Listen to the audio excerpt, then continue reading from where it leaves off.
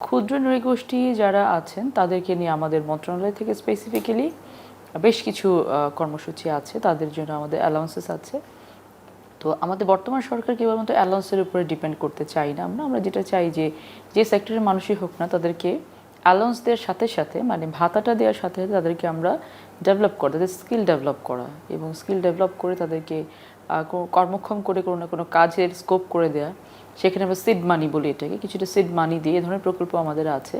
Seed মানি দিই, tools দিই, যেই বিষয়ে ট্রেনিংটা নিচ্ছে, স্কিলটা অর্জন করছে, সেই বিষয়ে টুলস তাকে দিই, দিয়ে তাকে আমরা স্বাবলম্বী করার চেষ্টা করি, পরিবারকে স্বাবলম্বী করার চেষ্টা করি। তো এটাকে আরও বড় পরিসরে, বৃহৎ পরিসরে তাদেরকে যেন আমরা মেইন ইকোনমিতে কানেক্ট করতে পারি, সেইভাবে কাজ চলছে। আর স্বাস্থ্য সুরক্ষার বিষয় যেটা বলছেন, বিশেষ করে নারী স্বাস্থ্য বা নারী সেবা, এটা স্বাস্থ্যটার বিষয়টা বেসিক্যালি সেই স্বাস্থ্য মন্ত্রণালয়ের অধীনে। তবে আমরা যেটা করি অ্যাওয়ারনেস ক্রিয়েটের জায়গাটা, যেমন আমরা অ্যাডোলেসেন্ট হেলথ নিয়ে আমাদের সমাজ কল্যাণে কিছু কাজ আছে, মহিলা শিশু বিষয়ক মন্ত্রণালয়ের কাজ আছে। অ্যাডোলেসেন্ট হেলথ নিয়ে বাংলাদেশের সোসাইটিতে ট্যাবু আছে, কথা বলতে চায় না, ছেলেদের হোক মেয়েদের হোক সকল ক্ষেত্রেই।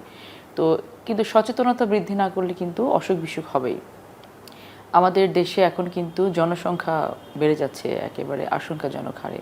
এটা নিয়ে একটা সময় আমাদের শহীদ রাষ্ট্রপতি জিয়াউর রহমান কাজ করেছেন, আমাদের বেগম খালেদা জিয়া কাজ করেছেন। বিগত বেশ কিছু সময় এগুলো নিয়ে কোনো কাজ করা হয়নি। সো আমরা এই সকল বিষয়গুলোকে একসাথে নিয়ে বেসিক্যালি কাজ করার চেষ্টা করছি। আর যদি আপনি স্পেসিফিক্যালি ক্ষুদ্র নৃগোষ্ঠীর জন্য বলতে চান, যে তাদেরকে আমরা একেবারে আমাদের সিটিজেন হিসেবে তাদের যে রাইটসটা পায় তারা সরকারের কাছ থেকে, সংবিধান তাদেরকে যা দেয়, সবগুলোকে যেন ইনশিওর করা যায়, সেই বিষয়ে আমাদের সার্বিক সহযোগিতা থাকে।